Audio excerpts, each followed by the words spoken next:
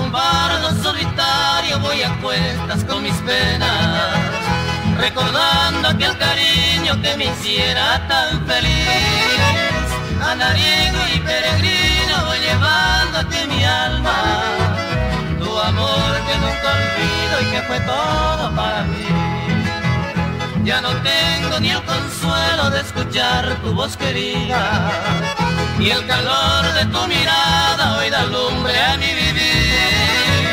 Solo y triste iré vagando ya sin rumbo en esta vida, al perderte ya he perdido la razón de mi existir.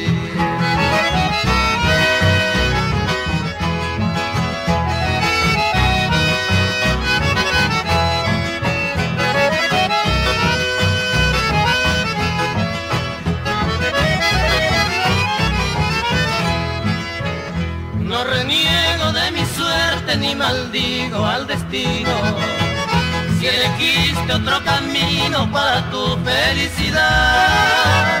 Guardaré de tus caricias la dulzura del recuerdo, aliviando así el martirio de esta triste soledad.